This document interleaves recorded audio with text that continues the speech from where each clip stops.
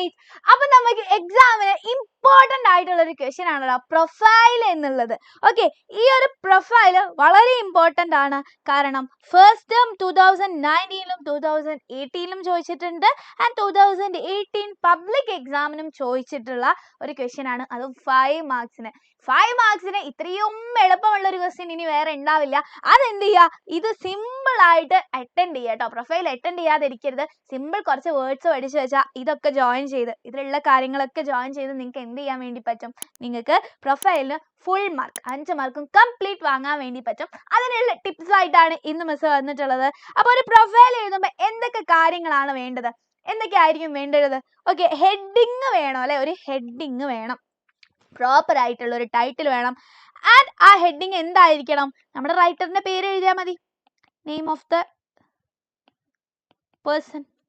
ആ ഒരു ആരാ പ്രൊഫൈലാണോ എഴുതുന്നത് അവരുടെ പേര് ചെയ്തിട്ട് എഴുതുക, നമ്മൾ ഹെഡിങ് ആയിട്ട് അല്ലെങ്കിൽ ടൈറ്റിൽ ആയിട്ട് എഴുതുക. ആൻഡ് അത് കഴിഞ്ഞിട്ട് എപ്പോഴാണോ ഇവർ ജനിച്ചത് എന്നായിരിക്കില്ലേ നമുക്ക് പറയേണ്ടി വരിക. അപ്പൊ ഇവിടെ ഗബ്രിയേൽ ഗാർഷ്യ മാർക്കസിന്റെ ഒരു ക്വസ്റ്റ്യൻ ആണ് ചോദിച്ചിട്ടുള്ളത്. ഓക്കെ, അപ്പൊ ഇവിടെ നിങ്ങൾ നോക്കിക്കേ. അപ്പൊ ഈ ഒരു പ്രൊഫൈൽ എന്തായാലും പഠിച്ചു വെക്കുക കേട്ടോ. ഗബ്രിയേൽ ഗാർഷ്യ മാർക്കസിന്റെ വളരെ ഇമ്പോർട്ടന്റ് ആണ്. സോ ഈ ഒരു പ്രൊഫൈലില് എന്നാണ് ജനിച്ചത് എന്ന് പിന്നെ തന്നിട്ടുണ്ട് അല്ലെ. അപ്പൊ ബോൺ ഓൺ എന്ന് പറഞ്ഞിട്ട് നമുക്ക് എന്ത് ചെയ്യാം, ജനിച്ചത് എന്നാന്ന് എഴുതാം. പക്ഷെ ഓൺ നമ്മൾ ഏതിന്റെ മുന്നേ ആണ് ചേർക്കാം, ഫുൾ ഡേറ്റ് ഉണ്ടെങ്കിൽ നമ്മൾ എന്ത് ചെയ്യണം, ഓൺ ചേർക്കണം. ഇനി ഇയർ മാത്രം ഉള്ളെങ്കിൽ എന്ത് ചേർക്കണം, നമ്മൾ ഇൻ ആണ് ചേർക്കേണ്ടത്. അത് ഓർത്ത് വെക്കുക. അപ്പൊ ബോൺ ഇൻ 1928 എന്നാണ് അല്ലെ. ഫുൾ ഡേറ്റ് തന്നിട്ടില്ലല്ലോ. ഇപ്പൊ ഇനി ഇവിടെ തന്നിട്ടുണ്ട് 10 ആഗസ്റ്റ് 1928 വെറുതെ പറയണേ. 10 ആഗസ്റ്റ് 1928 എന്ന് പറഞ്ഞിട്ടുണ്ടെങ്കിൽ നമ്മൾ എന്ത് കൊടുക്കണം, ബോൺ ഓൺ 10th August 1928 എന്ന് നമ്മൾ കൊടുക്കണം. ഓക്കെ, അപ്പൊ ക്ലിയർ ആയല്ലോ. ഫുൾ ഡേറ്റ് തന്നിട്ടുണ്ട്, മന്തും ഡേറ്റും ഒക്കെ തന്നിട്ടുണ്ടെങ്കിൽ നമ്മൾ ഓൺ കൊടുക്കുക. ഇയർ മാത്രമാണെങ്കിൽ നമ്മൾ എന്ത് ചെയ്യുക, ഇന്ന് കൊടുക്കുക. So he was born in എന്ന് കൊടുക്കാം അല്ലെ. ഹി വാസ് ബോൺ ഇൻ നമുക്ക് കൊടുക്കാം, 1928 എന്ന് കൊടുക്കാം. ഇനി അത് കഴിഞ്ഞിട്ട് പ്ലേസ് കൊടുത്തിട്ടുണ്ടല്ലോ. അപ്പൊ പ്ലേസിന് എന്താണ് കൊടുക്കുക, ബോൺ അറ്റ് കൊടുക്കുക, പെർട്ടിക്കുലർ ആയിട്ടുള്ള ഒരു പ്ലേസ്. ഇപ്പൊ മിസ് പറയാണ് മിസ്സിന്റെ വീട് ബേപ്പൂർ അല്ലെങ്കിൽ ഇപ്പൊ വല്ല പാലാരിവട്ടം എന്നൊക്കെ പറയുകയാണെങ്കിൽ എന്താണ്, അത് ആക്ട് ആണല്ലോ, ഒരു പർട്ടിക്കുലർ പ്ലേസ് ആണ്. ഇനി വലിയ വലിയ സിറ്റി അല്ലെങ്കിൽ ഇന്ത്യ, അതുപോലെ കോഴിക്കോട്, കേരളം, വലിയ കാര്യത്തിലേക്ക് പോകുമ്പോ എന്ത് പറയണം, നമ്മള് ഇന്ന് പറയണം. നെക്സ്റ്റ് കാര്യം ഓർത്ത് വെക്കാനുള്ള. ആൻഡ് പാരൻസ് ആർ അല്ലെങ്കിൽ പാരൻസ് വേർ എന്ന് പറഞ്ഞിട്ട് നമുക്ക് എന്ത് ചെയ്യാം, പേര് കൊടുക്കാം കേട്ടോ. അപ്പൊ പാരൻസ്, അദ്ദേഹത്തിന്റെ പാരൻസിന്റെ പേരൊക്കെ കൊടുത്തിട്ടുണ്ടെങ്കിൽ, അപ്പൊ മോസ്റ്റ് പ്രോബബ്ലി പ്രൊഫൈലിൽ പാരൻസിന്റെ പേരൊന്നും കൊടുക്കൂല. കൊടുത്തിട്ടുണ്ടെങ്കിൽ നിങ്ങൾക്ക് എന്ത് ചെയ്യാം, ഇങ്ങനെ എഴുതാം. അല്ലെങ്കിൽ ബോൺ ടു, ഇതാണ് ഏറ്റവും സിമ്പിൾ ആയിട്ടുള്ള വേ. ബോൺ ടു എന്ന് പറഞ്ഞിട്ട് നിങ്ങൾക്ക് എന്ത് ചെയ്യാം, ആർക്കാണോ ഏതാണോ പാരൻസ് അത് നിങ്ങൾക്ക് എഴുതാൻ വേണ്ടി പറ്റും കേട്ടോ. അതിന് എഡ്യൂക്കേഷൻ അത് എന്തായാലും കൊടുക്കും.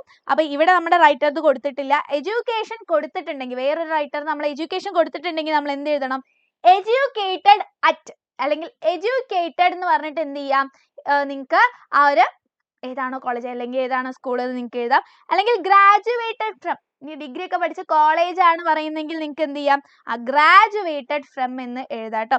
അല്ലെ ഓക്കെ, സോ എഡ്യൂക്കേറ്റഡ് അറ്റ് എന്ന് പറഞ്ഞിട്ട് സ്കൂളൊക്കെ ആണെങ്കിൽ എഴുതാം.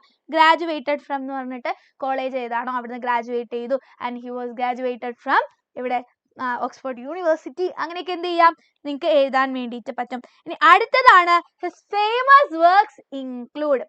അടുത്തത് അവരുടെ ഫേമസ് ആയിട്ട് അവർ എഴുതിയ വർക്ക്സ് കൊടുക്കും അല്ലെ.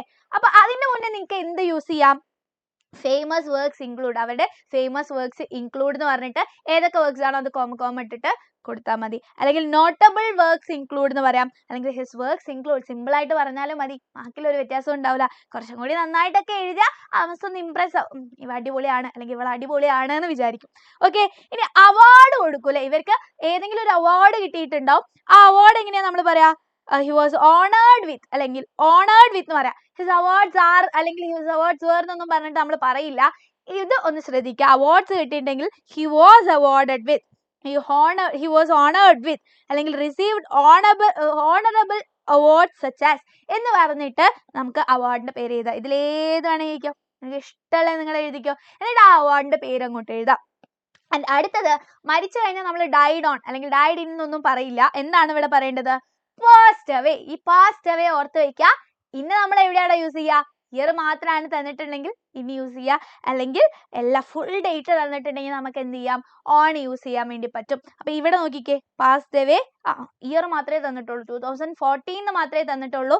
അപ്പോൾ നമുക്ക് എന്ത് ചെയ്യാം, പാസ് ദ വേ ഇൻ 2014 എഴുതാം. ക്ലിയർ അല്ലേ? അപ്പോൾ ഇത്രയും കാര്യങ്ങൾ ശ്രദ്ധിച്ചാൽ പ്രൊഫൈലിന്റെ 5 മാർക്ക് സെറ്റാണ്. ഒരിക്കലും ഒരു പ്രൊഫൈൽ പറഞ്ഞാൽ വിട്ട് കളയരുത്. ഇത്രയും കാര്യങ്ങൾ ഉണ്ടെങ്കിൽ സിമ്പിൾ ആയിട്ട് നമുക്ക് എന്ത് ചെയ്താടാ, പ്രൊഫൈൽ എഴുതാൻ വേണ്ടി പറ്റും. അപ്പോൾ നമ്മൾ ഹെഡിങ് കൊടുത്തു, Gabriel Garcia Marquez. Gabriel Garcia Marquez also called Gabo. Gabo എന്ന് വിളിക്കുന്ന ഇവിടെ പറഞ്ഞിട്ടുണ്ട് കേട്ടോ. ഓൾസോ നോൺ ആസ് എന്ന് കൊടുത്താലും മതി, ഇവിടെ ഉള്ള തന്നെ കൊടുത്താൽ മതി. ഓൾസോ നോൺ ആസ് ഗാബോ എന്ന് പറയാം, അല്ലെങ്കിൽ also called Gabo was a famous writer from Colombia. കൊളംബിയയിൽ നിന്നുള്ള ഫേമസ് റൈറ്റർ ആണ്. He was born in 1928. നമ്മൾ എന്ത് ചെയ്തു, ബോൺ ഇൻ ആണല്ലേ കൊടുത്തത്, ബിക്കോസ് ഇവിടെ ഇയർ മാത്രമേ ഉള്ളൂ. And became well known for writing. Stories എഴുതിയിട്ടുണ്ട്.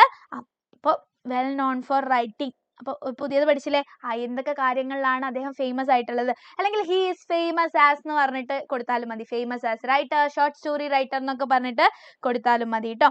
റെഡി? അപ്പോൾ ഇവിടെ കൊടുത്തിട്ടുണ്ട് ഫേമസ് ആസ്, അതേ തന്നെ എഴുതി വെച്ചാൽ മതി. Ready?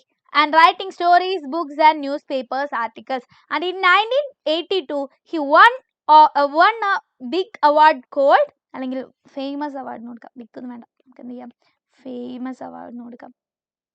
famous award called Nobel Prize for Literature because of his amazing writing. അല്ലെങ്കിൽ he was awarded with Nobel Prize for Literature for his amazing writing എന്നൊക്കെ നിങ്ങൾക്ക് എന്ത് ചെയ്യാം, എഴുതാം. ഈ ഫ്രേസ് വളരെ സിമ്പിൾ ആയിട്ട് എന്ത് ചെയ്താൽ മതി, ഈ ഫ്രേസ് യൂസ് ചെയ്താലും മതി കേട്ടോ. ഇത് കുറച്ചും കൂടി എന്താണ്, അടിപൊളിയായിട്ട് കൊടുത്തതാണ്.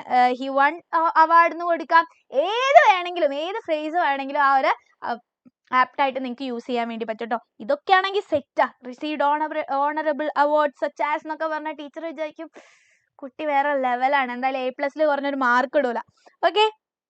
And his most famous works include 100 Years of Solitude, Love in the Time of Cholera and the Autumn of the Patriarch. He passed away in ആണല്ലേ നമ്മൾ കൊടുത്തത്. ആൻഡ് ഇൻ എന്തുകൊണ്ട് കൊടുത്തു, അവിടെ ഇയർ മാത്രമേ ഉള്ളൂ. But his stories still make people all around the world happy and thoughtful. Clear?